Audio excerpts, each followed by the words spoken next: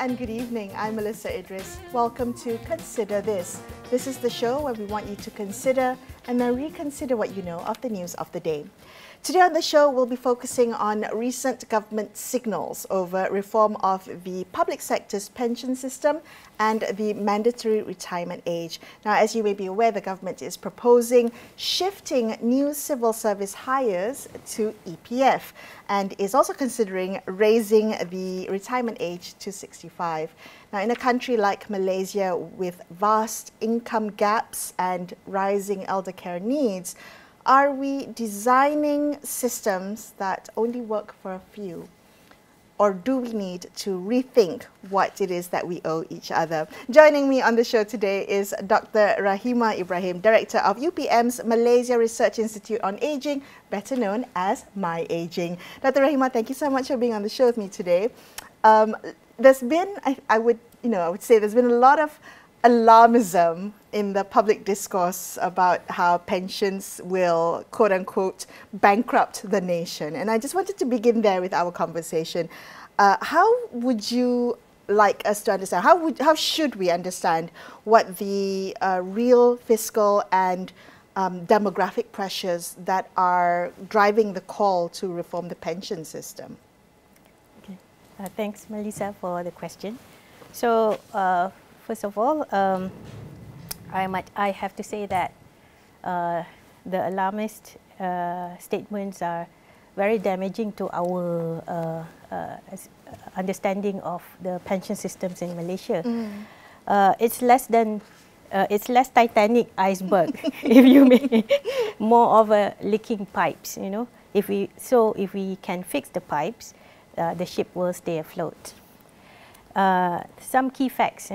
Civil service pensions cost about 32 billion in 2023.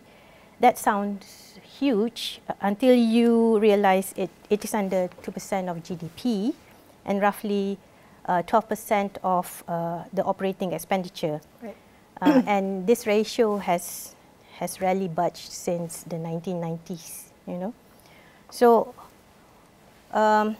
So the plate's not empty, so it's just poorly portioned. And there are three real pressure points. The first one is underfunding. So our treasury pays only 5% of payroll into QAP, as opposed to statutory bodies, which pays 17.5%. And secondly is the rapid aging. Yeah? Malaysia will double its 60+ share from 10% in 2020 to about 20% in 2044. Wow. So this is a growing concern because of the pace of aging is very fast. Right. And the third one is the hiring bulges since the late 1990s. So our civil service has grown, has grown, yes. Okay.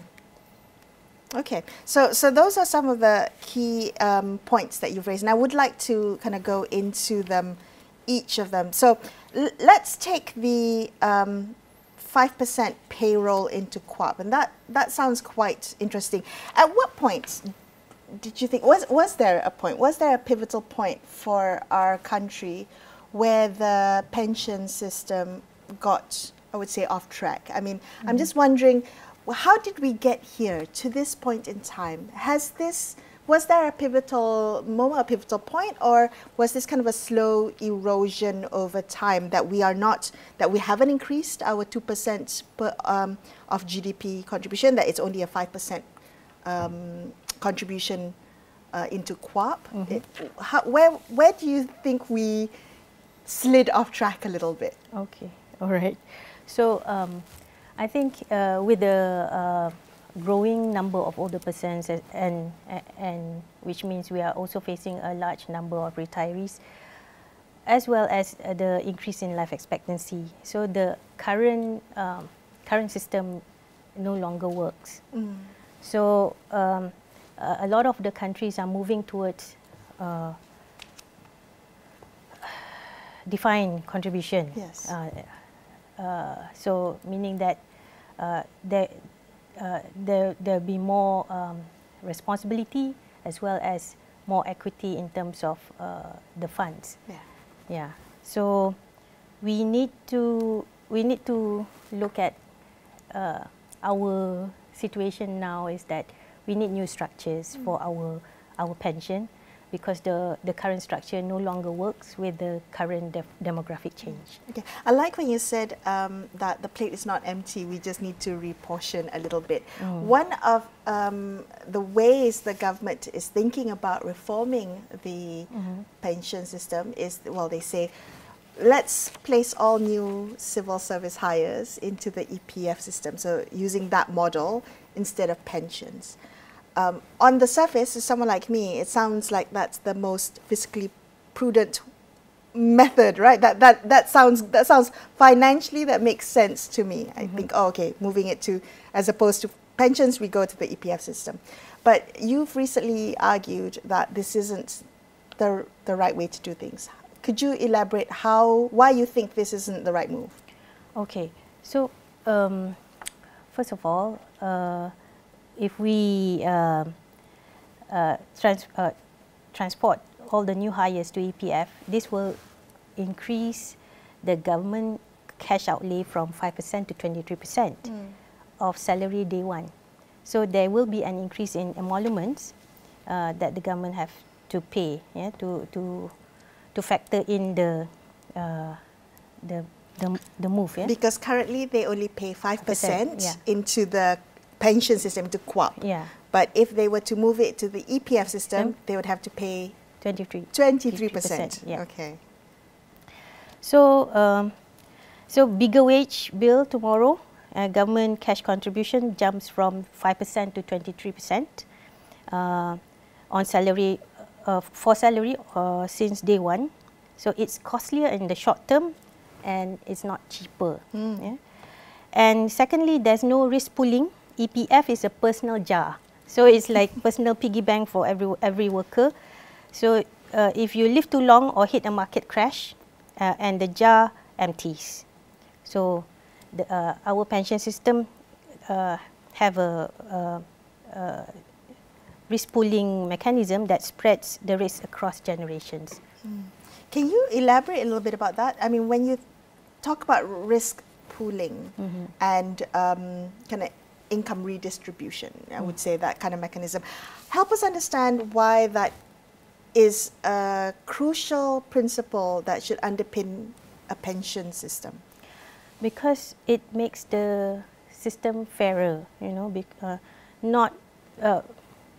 we can keep people above the poverty line. There are some people who are not working or not making enough in terms of contribution, and it's somehow create a solidarity among the contributors, so that there is a shared risks among the members. Okay. And so the low wage workers are left out. And with risk pooling, we can share longevity and market risks across everyone. So EPF doesn't do that. Elaborate. Why doesn't EPF do that? And why is it not a good thing? Because we've been taught that you should save for retirement or you will be in trouble later. And the onus is fully on the contributor to save as much as possible. And when there is retirement insufficiency, retirement savings insufficiency, it is our fault as an individual. Okay, so retirement is a part of our social protection, or is a way for us to guarantee that people have some income when they are old, or when they are out of work. Later in life. So, however, EPF runs on how much you contribute while you are working. So there's no guarantee beyond what you have in your piggy bank. So if you live longer, or if there's a market crash or inflation hits you hard, so there's no guarantee for those risks. And it's we have data that shows that there are average retirement savings doesn't last beyond just a few years. Exactly, because because we are still allowing people to withdraw at 55. So once they reach, it's not even their retirement age. It's 5 years before the mandatory retirement age, and beyond your retirement age, you have about 19, 20 years to go. So if you withdraw everything and spend, without any proper financial guidance or planning, then it will put you at a risk for your end of life. Could you maybe help us understand the kind of long-standing gaps between the public retirement system, the pension system, and the private retirement system? What are, just if we were to understand the differences and the similarities, how would you lay it out for us? Okay, so the we need. I think from the beginning we say that the current system no longer works. So what we need now is a hybrid system that marries the two. So we need a fund that can cover the shortfall, our longevity shortfall, but and we also need some contribution that can that can also increase our funds while we are working. So we need a retirement fund. So we need a retirement fund as well as a pension. But we need to marry both of these concepts together to make it more sustainable. Because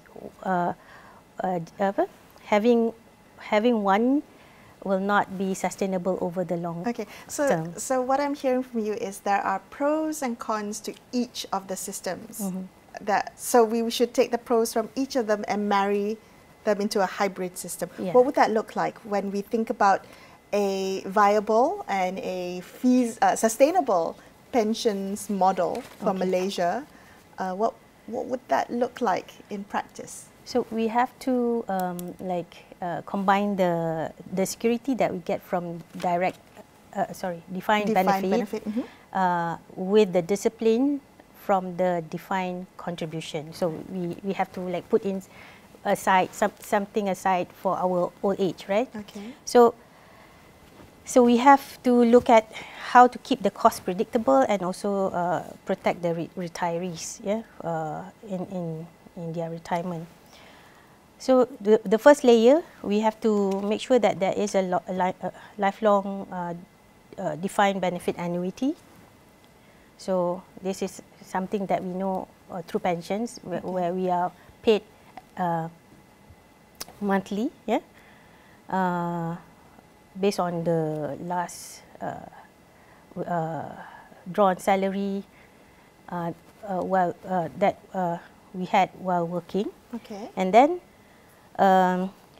next we also have to make sure that our treasury increase the contribution from 5% to 17%, but this can be done gradually over a certain period. So this is to make them a more responsible employer that mirrors the statutory bodies, what the statutory bodies are paying right now. And we also need COP to have skin in the game. So while the government increase the contribution into the pension fund, but we also need COP to co-pay 1% of the annual bill of retirement bill. What does that mean? So I think we paid in 2023 we paid 32 billion in terms of retirement charges. So but COP has not been paying for this retirement charges so far. All right. So to cover the retirement charges, this is where the Civil Service Pensions Fund would come into play. I understand. When we think about the gradual increased increase of the government's contribution to co-op, and I think that's quite interesting. When you think about the difference between private sector employers' responsibility of 23% contribution versus the government's 5% contribution, has it always been 5%, or has there been cases of actually gradually increasing that over the years? Was that always a defined, the defined contribution for the government to contribute 5% only? The percentage hasn't changed since the 90s. Oh, it hasn't changed? Yeah. Okay. So that's a huge difference. Yeah, it's a huge difference. You would also, I think I would argue that the government also has the same responsibilities as the private sector employers, right. Yeah. to contribute as much. Yes, because they have to, make sure that there is sustainability of the fund because of the increasing number of people retiring, and so we need more. We need more contribution to build the fund. Dr. Rahimah, do you think a hybrid model, a hybrid system would work? Is that realistic in Malaysia? What would need to happen to make this possible? And we're talking about future civil service hires, right? Not the current civil service. So first of all, we have to undo the myth that what the public understand about pension. So the first myth is that pension is already eating half of the budget. Actually, they are not. They are just less than 2% of GDP and 12% of the operating expenditure. And then the second myth is that EPF save money. Raising government payroll costs from 5% to 23% immediately. Yeah, and the third myth is that co-op is failing. Co-op asset hits 185 billion in 2023. The current issue is about low contributions, not weak returns. So, how much are contributions to co-op? If you were to compare that to EPF, it's a significant difference. Yeah, it's very different because it's like EPF, the fund is so big and it can sustain for quite some time. And the people who will draw from EPF, we could not. There is no guarantee for the longevity shortfall. Okay, if they live longer. Yeah. So co-op, than average. On the other hand, they are only paid 5% by the government. So the funds didn't grow big enough to cover the increasing number of retirees. Okay. Yeah. Okay. What do you make of the current public discourse around raising the retirement age to 60, from 60 to 65, the currently 60 to 65? Okay. There's been a lot of comments or critics of the proposal. They see this as a backdoor way to defer pension payouts. What do you make of that? Okay, so the average Malaysians currently live about 19 to 20 years beyond retirement. So that's about, so currently from 60 to the average about 79. Yeah, is that right? Yeah. Okay. So if we were to allow people to stay employed a bit longer, we need to make sure. This will enable people to add their contribution and also shorten the payout span. However, it is a contentious issue.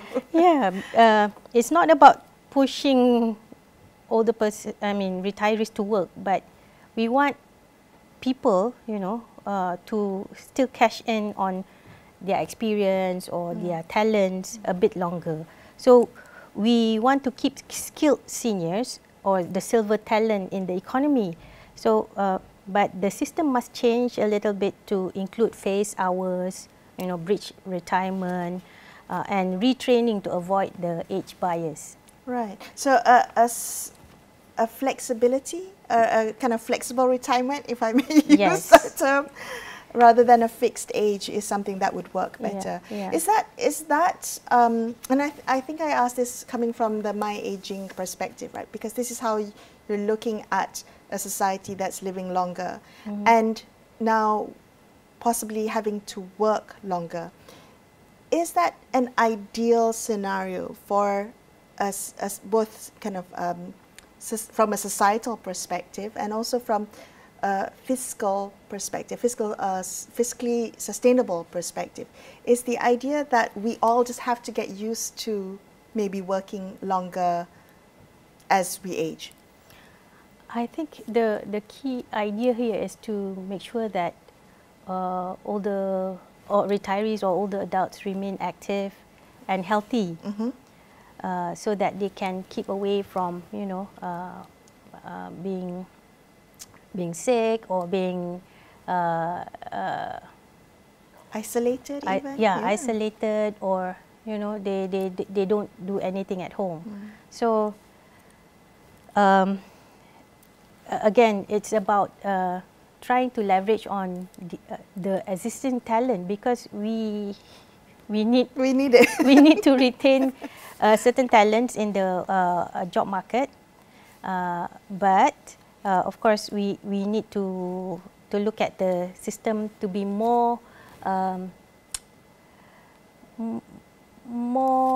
assistive or more facilitative for retirees to be re-employed.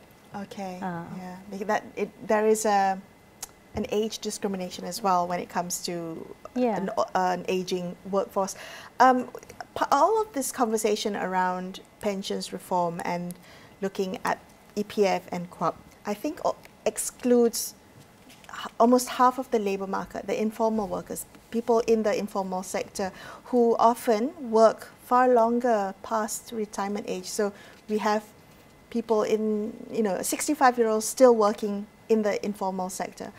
How do you see that in a labour market that is marked by informality? How do we make sure that any kind of pensions reform or any kind of social solidarity, the social contract that we have with each other, is workable, is just, and will help avoid precarity in later life for the folks in the informal sector? Okay. I think for informal sector workers, of course, we need to, build the pension pillars so that it can, become a social protection floor that covers, that gives enough coverage for everyone. For everyone. Yeah. So the first pillar is the benefits through social assistance or social pensions. And then the next pillar is, defined benefit or contribution schemes that we have through our public service department or SOCSO, and also retirement funds. Yeah? And then we have EPF, the occupational or schemes or personal schemes. And then there are private pension administrators, other schemes that can, take into account all these informal sector workers. Okay. Yeah. Are you seeing that, from MyAgeing's perspective, are you seeing that the policies around for an aging population or an aging workforce, is data and evidence playing a role in shaping policy? I mean, I wonder if policymakers, policy actors are truly listening to the data and projections that research outfits like MyAgeing is putting out there, especially when it comes to addressing issues of an aging population. Okay. Aging can be seen as a catastrophe or as a, as an opportunity. So, catastrophe. Yeah. I mean, it's a privilege to grow old, isn't it? Yes, but because population aging in economic terms is seen as a burden, Right. you know, on the public coffer. So it is not, it does not get a popular vote by the politicians or even the public. So what we need right now is to make sure that data and evidence are being used consistently in policy making and to make sound decisions. And we have to look for the long term, not just immediate wins or quick wins. So because this is the issue of pension is intergenerational. So we are paying, you know, the current population is paying for the retirees now. That kind of system cannot work because we have to make sure that the people who are paying right now is also protected when they reach their old age. Definitely. Yeah. Dr. Rahimah, thank you so much for being on the show and sharing some of your research with us. I appreciate your time. Thank you. Thank you, Melisa. That's all the time we have for you on this episode of Consider This. I'm Melisa Idris, signing off for the evening. Thank you so much for watching. Good night.